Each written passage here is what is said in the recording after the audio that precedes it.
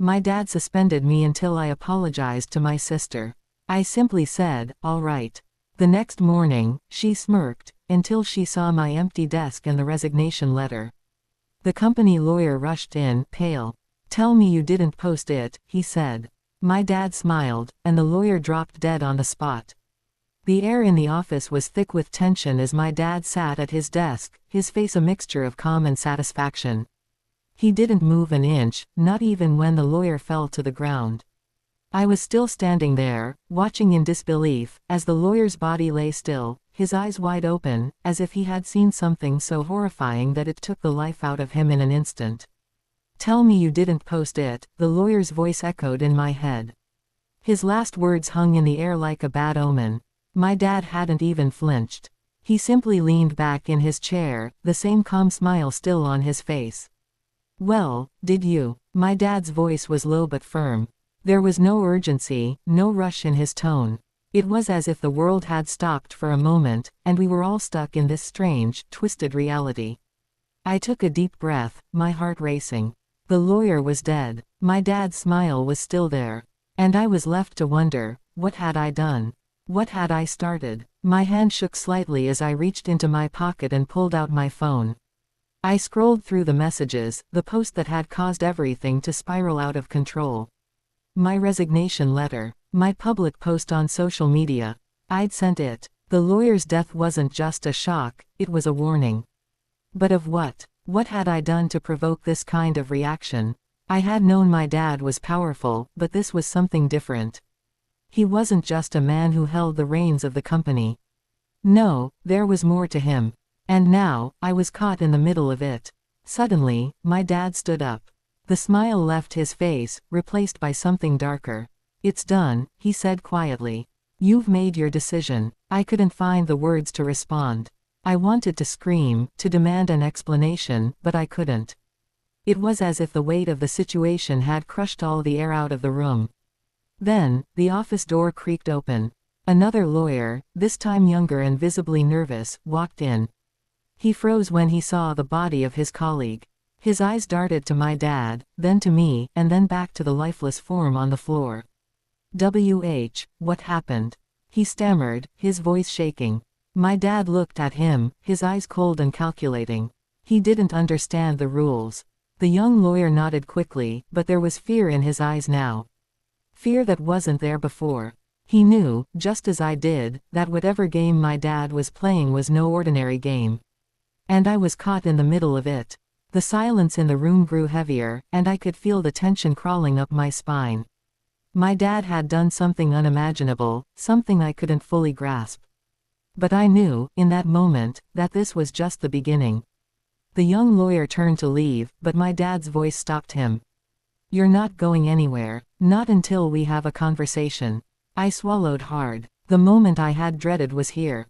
I had no idea what my dad had planned, but I was about to find out. The young lawyer froze in place, and I stood there, my heart pounding in my chest. What was going to happen next? The answer would come soon enough. And as the door closed behind the lawyer, I realized just how deep this web of secrets ran. How much I had yet to uncover. But in the back of my mind, one thought lingered: was I ready to face the truth? It was too late to back out now. The young lawyer, still trembling, hesitated before sitting down across from my dad. His eyes darted from my dad's cold stare to the lifeless body of his colleague and then to me. He was sweating, beads of moisture rolling down his forehead. He knew something was off. The office had become a prison of unspoken words, a place where nothing was what it seemed. "Sit down," my dad's voice rang out, sharp and commanding. It wasn't a request, it was an order. The lawyer quickly obeyed, sliding into the chair, his hands shaking. I could feel the air grow colder, the unease settling in like a heavy fog. No one was talking, no one was moving. The only sound was the quiet hum of the office air conditioning. My dad's gaze never left the young lawyer. "You're probably wondering why he's dead," he said casually, as if discussing the weather. "Don't worry, I'll explain." I swallowed hard. I wanted to speak, but my throat was dry, my mind racing with questions. What had just happened? Why had the lawyer died? What was my dad involved in? And why was I suddenly wrapped up in it all? I don't understand, the lawyer stammered, his voice cracking. What do you mean? He's dead. Yes, my dad said, still calm, still composed. But the real question is, what are you going to do about it? The lawyer looked at me as if searching for help, but I couldn't offer any. I was as much in the dark as he was. All I knew was that the moment I sent that resignation letter in the post, I'd crossed a line. My dad's eyes shifted toward me, and for the first time since this chaos began, his smile faded. He stood up and walked around the desk slowly, his footsteps echoing in the silence. Every step made my heart beat faster. You see, son, my dad began, his voice low and steady, there are rules in this family. And one of them is never to act impulsively. What you did, posting that resignation letter, making that public statement, was impulsive. It was reckless. It could have cost us everything. I clenched my fists. I hadn't thought about the consequences when I posted it. I had just been angry. Angry at my sister, angry at my dad, angry at everything that felt out of control. But now, standing here, I realized I had no idea just how deep this rabbit hole went. That man who died, my dad continued, wasn't just a lawyer. He was a reminder that you never cross me. Never question me. You're learning the hard way what happens when you do. The weight of his words hit me like a slap to the face. My dad wasn't just some businessman. He was something else, something darker, something more dangerous than I had ever imagined. I had no idea who he really was. Do you understand? My dad asked, turning his cold eyes back on me. I nodded slowly, though my mind was still reeling. My dad's business empire, his power, everything seemed so much bigger now. And somehow, I had become a pawn in it all. The lawyer, still pale, shifted uneasily in his seat. What do you want me to do? He asked, his voice barely a whisper. My dad smiled again, but it wasn't the smile of a father or a man who had won a small victory. No, this smile was different. It was a smile that made me feel small, like I was nothing more than a player in a game I didn't understand. I want you to clean up the mess, my dad said, his tone suddenly turning sharp. Do it quickly, do it quietly, and don't leave any evidence behind. The lawyer nodded, his lips trembling. Yes, sir, he whispered. And with that, he stood up, his legs unsteady, and hurried out of the office, leaving me alone with my dad. I didn't know what was going to happen next, but one thing was clear, I was in way over my head. As the door clicked shut behind the lawyer, my dad turned to me again. This isn't over. Not by a long shot. I tried to speak, but the words wouldn't come. My mind was a whirlwind of confusion, fear, and anger. I had no idea what my dad was capable of. I had no idea how deep this darkness went. But I knew one thing for sure, my life would never be the same again. My dad walked over to the desk, his hands resting on the edge as he stared down at the resignation letter. He seemed lost in thought for a moment, but when he spoke again, his voice was as cold as ice. You'll learn, he said, his words sending a chill down my spine. You'll learn the hard way. And when you do, you'll understand why I did what I did. I didn't respond. I couldn't. I was too afraid of what was coming next. But I was about to find out. The morning after the lawyer's departure was eerily quiet. The office buzzed with the usual noise, phones ringing, staff typing away at their desks, the hum of the printer, but there was a palpable sense of unease hanging in the air. I felt like a ghost in my own life, walking through a world that seemed both familiar and foreign at the same time. My dad was still in his office, but his presence loomed over the entire building, like a shadow that never left. I had tried to reach my sister, but her phone went straight to voicemail. I had no idea what she was thinking, or if she even knew what had happened the day before. The thought of confronting her made my stomach churn, but I couldn't avoid it forever. After all, it was her that had set all this in motion. I was walking down the hallway when I saw one of the senior managers, Linda. She gave me a quick nod, her face betraying no emotion, but I saw the flicker of something, fear. Anxiety, in her eyes. She knew what had happened, or at least, she suspected it. But the most unsettling part was that no one was talking about it. There was an unspoken rule now, Keep your head down, do your job, and don't ask questions. The door to my dad's office was slightly ajar. I hesitated, my hand hovering over the knob.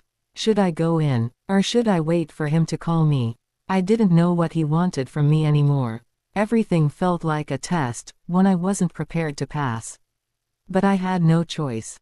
If I didn't face him now, I'd be stuck in limbo, never knowing what came next. I took a deep breath and pushed the door open. My dad sat behind his desk, looking at a stack of papers, his expression unreadable. He didn't even look up when I entered, but the moment the door closed behind me, he spoke.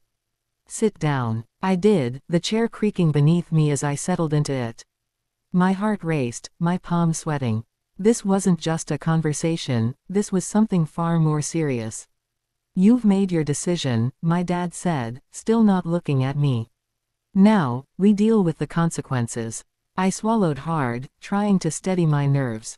"What consequences?" I asked, my voice barely above a whisper. He finally looked up at me, his eyes piercing, like he was trying to read every thought in my mind.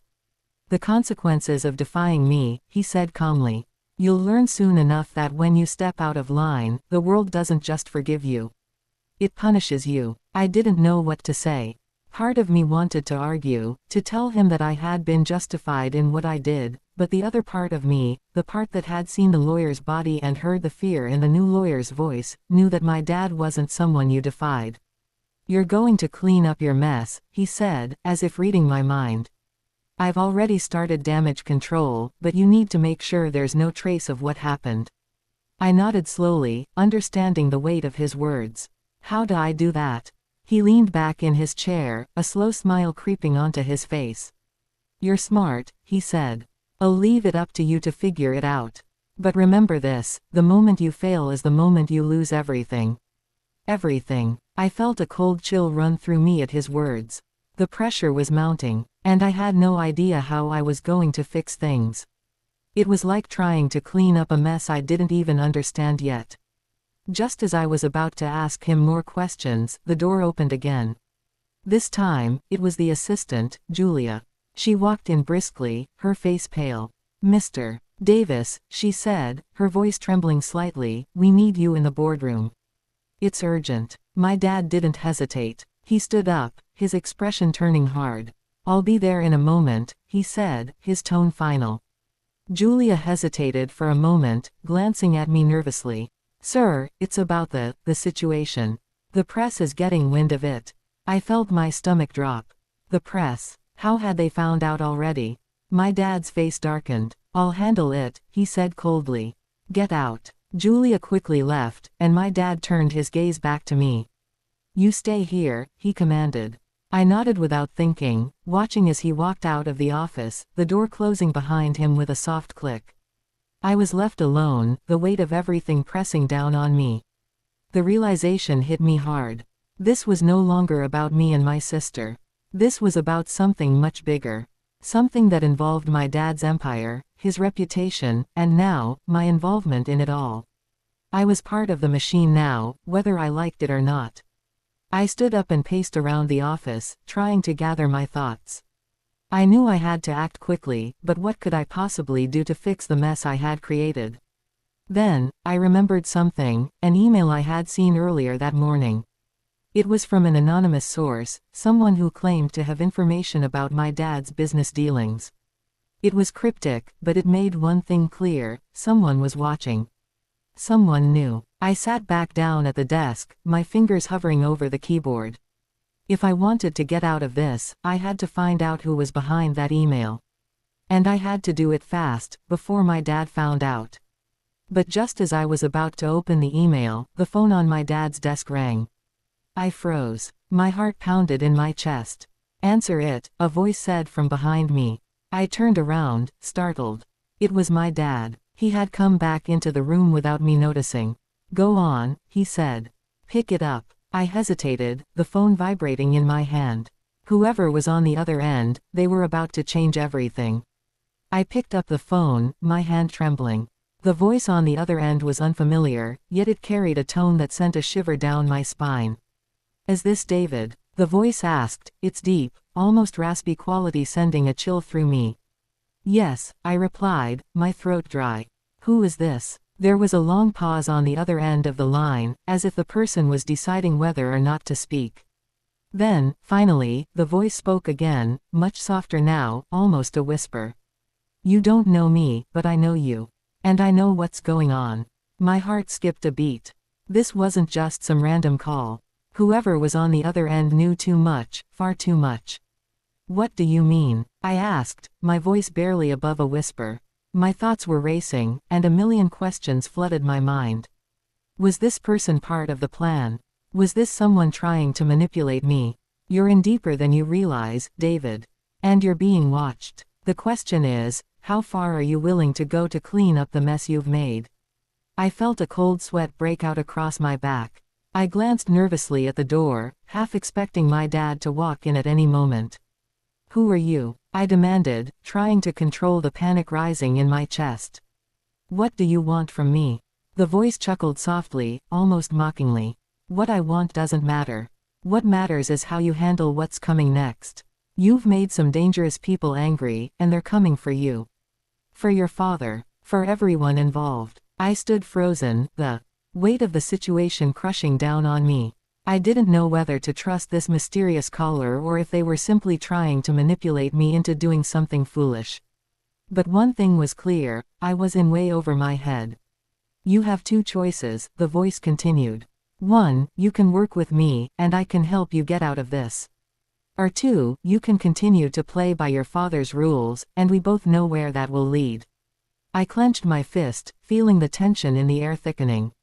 What do you want me to do? Meet me tonight, the voice said. Alone. And bring the information about your father's dealings. I'll make sure you get out of this mess. But if you don't come, well, let's just say things will get worse. Before I could respond, the line went dead. I was left standing there, phone in hand, my thoughts a jumbled mess of fear and confusion. What had I just gotten myself into? I put the phone down slowly, the blood rushing to my ears as I tried to calm my racing heart. Just then, the office door creaked open, and my dad stepped inside. He didn't seem surprised to see me still standing there, but the look on his face was one I had never seen before, intense, calculating, and filled with an unspoken threat. I'm glad you're still here, he said, his voice low and controlled. There's a lot to be done, and I'm sure you have questions. But the time for asking questions is over, son. You've already made your choice. I looked at him, trying to read his expression. Was this some kind of test? Did he know about the call? And if he did, what was his plan? My dad leaned against the desk, his arms folded, studying me with a look that seemed to pierce through my very soul. I know what you're thinking, he said, his voice steady. And I know you think you're in control, but you're not. You've stepped into my world now. The rules are different here. And you either learn them quickly, or you get left behind. I couldn't bring myself to speak. The weight of his words, coupled with the mysterious phone call, left me feeling like I was trapped in a web I couldn't escape from. Do you understand what's at stake? My dad asked, his voice colder now. This is bigger than you, bigger than me. We're talking about our legacy, our future, everything we've built. I nodded slowly, but inside, I was panicking. I had no idea how I was supposed to fix all of this. The consequences of my actions were spiraling out of control, and I was running out of options. Just as I was about to speak, my phone buzzed again. I looked down at the screen and froze. It was a message from an unknown number. My fingers hesitated over the screen for a moment before I opened it. The message was short, but chilling. Meet me tonight. Don't bring anyone. It's your only chance. My heart pounded in my chest as I read the message over and over, my thoughts racing. Was this the same person from the phone call? Should I trust them? What if it was a trap? I looked up at my dad, who was watching me closely, his eyes narrowed. I didn't know what to say. I had no idea how much he knew, or if he even suspected what was happening. Are you listening to me? My dad asked, his voice sharp now. This is your last chance to make things right. If you keep dragging your feet, I'll have no choice but to take matters into my own hands. And believe me, you don't want that. I swallowed hard, trying to gather my courage. I didn't know what to do, but one thing was clear, I had to act fast. I had no idea what kind of game I was playing, but it was clear that if I didn't take control now, I might lose everything. And just when I thought I might have a plan, my phone buzzed again. This time, it was an alert from the company's internal system. The message was, brief, board meeting in 15 minutes. Immediate action required. The urgency of the message hit me like a slap. I couldn't think straight. What was I supposed to do now? I turned back to my dad, my mind racing with thoughts of the meeting, the phone call, and everything else that was happening. But before I could say anything, he spoke again, his voice colder than ever. "Get to the boardroom," he said, his eyes hard. "And don't keep me waiting." I nodded, my heart pounding in my chest. Whatever was coming next, I had no choice but to face it head on. The boardroom was already packed when I walked in. The tension in the air was suffocating. My dad was at the head of the table, his usual calm demeanor replaced by an edge of urgency that I had never seen before. His piercing eyes scanned the room as I made my way to my seat. Every pair of eyes was on me, and I couldn't shake the feeling that I was under a microscope, everyone waiting for me to crack. "David," my dad said without looking up, his voice cold but commanding. "You're late." I didn't respond. I couldn't. My mind was racing, and I felt like I was drowning in the weight of everything that had happened in the last few days. The mysterious phone calls, the threats, the email about my dad's dealings, everything was spiraling out of control. The meeting started without me saying a word. My dad addressed the room, speaking in the tone of a man who was used to being in control, used to making decisions that affected everything. His voice echoed around the room as he outlined the next steps for the company, but I couldn't focus. All I could think about was the message I had received earlier, the one that told me to meet someone tonight, alone. As the meeting dragged on, I caught a glimpse of my phone. The screen flashed again with another unknown message. "Don't forget tonight. I'll be waiting." A cold shiver ran down my spine. I had no choice now. I had to go. But what was the risk? Was this a trap? Who was behind it? And what did they want from me? The meeting finally ended, but I didn't move. I stayed seated, my fingers tapping nervously on the table as I waited for everyone to leave. I had to think clearly about my next steps. As the last of the board members filed out, my dad stayed behind, his eyes still locked on me. I could feel the weight of his gaze. He knew something was up. He always did. "Something's on your mind," my dad said, his voice low. "You're distracted." I forced myself to look him in the eye. "I'm fine," I lied. He didn't buy it. "You've been acting strange ever since that lawyer died," he said, his tone sharper now. "What's going on, David?" I hesitated. Should I tell him about the call? The messages? Or was it better to keep everything to myself? The last thing I wanted was to drag my dad into this mess any deeper, but I had no idea what I was walking into tonight. "I'm just trying to figure things out," I muttered, standing up. I'll be fine." My dad didn't say anything more, but I could feel his eyes on me as I left the room. His suspicion was thick in the air, and it was clear that whatever I was about to do, I was on my own. I walked quickly through the hallways, my heart pounding in my chest. The office was empty now, everyone else having gone home for the night, but the quiet only made the pressure feel heavier. I needed answers, and I was willing to risk everything to get them. I got into my car, the engine starting with a low growl, and drove through the empty streets. My phone buzzed again, another message from the unknown contact. "I'm waiting for you. Don't make me wait too long." I couldn't waste any more time. The address was on the other side of town, an abandoned warehouse near the outskirts. It felt like a scene straight out of a bad movie, but it was too late to back out now. The truth was out there, and I had to find it. The warehouse loomed ahead as I pulled up. The only light came from a single bulb hanging above the front entrance. The place looked deserted, run down, and exactly like the kind of place where bad things happened. But I didn't have a choice. I parked my car and got out, my footsteps echoing in the quiet night. My heart was racing, my breath coming in shallow gasps as I walked toward the door. The tension was unbearable, the feeling of something bad about to happen pressing down on me like a weight. I reached the door and pushed it open. The creak of the hinges was deafening in the silence. Inside, a figure stepped out of the shadows. I couldn't see their face clearly, but I knew they were waiting for me. They had been expecting me. "David," the voice was low and gravelly, familiar but distant. "You came." I felt a chill run down my spine as I took a step forward, my eyes trying to adjust to the darkness. The figure stepped into the light, revealing a face that stopped me dead in my tracks.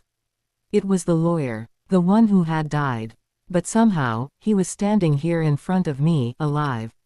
I staggered backward, my mind racing with disbelief. This didn't make sense. How was he alive? How was any of this real? "You have questions," the lawyer said, his voice cold, yet somehow filled with amusement. "And I'm here to answer them. But first, you need to understand what's really going on." My head was spinning. I had no idea what was happening, but I knew one thing for sure: nothing was what it seemed. And the game was far from over. "You're about to learn the truth, David," the lawyer said, his voice dark and menacing. "And it's going to change everything." Just then, the door slammed shut behind me, and I was plunged into darkness. I had walked into a trap. And this was where everything ended.